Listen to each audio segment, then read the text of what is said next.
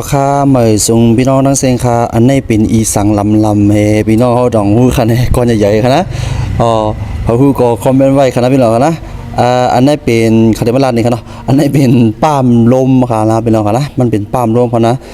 มันเหตุการณ์จึงหือเหมือนในเฮามาเล็บเห็นจอมกันเนาะมันเหตุการณ์จึงหือเพราะว่ามันกวยมันได้เป็นจึงหือเพราะว่าในจึงเฮามาเห็นหูจอมกันค่ะเนี่ยพี่น้องค่ะเนี่ยอันนี้เป็นป้ามลมค่ะนะพี่น้องค่ะนะ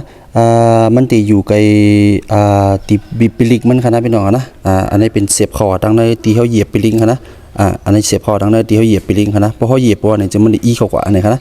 มันนี่มันในค่ะนะพี่น้องนะยกว่าอันนี้เป็นปั๊มเบรกค่ะนะอันขายำย่าเนี่ยพี่น้องขอเนาะเพราะว่าปิลิกเผยโจมลงกว่าเพราะว่าเนี่ยจึงเดี๋ยวย่าป้ามันเนี่ย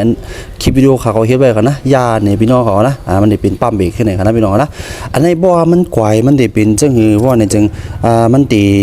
แข็งค่ะนะพี่น้องนะมันติดแข็งแก๊กเงี้ยใครก็เหยียบว่ามันเต็มลงค่ะนะมันติดแก่นแก๊กใครค่ะนะเหยียบกล่อมลงอีกค่ะนะมันเหมือนนั้นค่ะนะพี่น้องนะเพราะว่ามันกวยค่ะนะเพราะว่ามันเป็นซึ่งหนึ่งเพราะว่าในจึงมันติเป็นปั๊มลมค่ะนะเพราะปั๊มลมมันติมีซินในค่ะนะซินมันโฮค่ะเนี่ยนั้นก็มันติออกมาดังในค่ะเนี่ยมันติเป็นจังหนึ่งค่ะนะพี่น้องนะมันติมีซินมีโอริงมันติกวยค่ะนะพี่น้องนะอันนี้ก็ส่วนมากก็นำบ่เป็นเปลี่ยนกันค่ะนะเป็นบ่มีกันค่ะนะพี่น้องนะ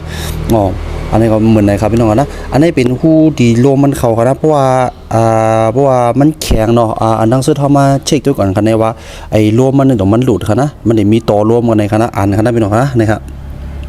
ต่อลมในจ่องมันหลุดมาครับนะเฮาจันออกเสียเอามือเฮาติ๊กด้วยไก่โตนั่นครับนะมันจะติ๊กกันในครับนะติ๊กไก่โตอันที่มาเสียบนั่นครับนะพี่น้องนะเอามือติ๊กด้วยกันว่าจ่องมันหลุดครับนะป้องหลุดเพราะว่าในจึงยก็มันทำแข็งแก๊กๆเพราะว่าในจึงแก่นแก๊กๆเพราะว่าในจึงเหยียบก็ใครลงเพราะว่าในจึงเลยเปลี่ยนปั๊มลมในครับนะพี่น้องนะมันนี่เหมือนนั้นครับพี่น้องนะนี่ก็มาผักมันพี่น้องครับสังวารวดเผอปีนนั้นเหยียบก็แก่นแก๊กๆเสียปิลิเข้านะปิลิเข้านะปุลีเขานั้นบ่เหยียบเอาแก่นแก๊กแล้วก็เหยียบก้อมขยัวบ่ในจึงแก่นแก๊กเหยียบก้อมลงบ่ในจึงเอาอันนี้ก็เป็นตี1ตีเลยเป็นตีเลยเช็คกันครับพี่น้องนะเอาค่าไม่สูงพี่น้องครับ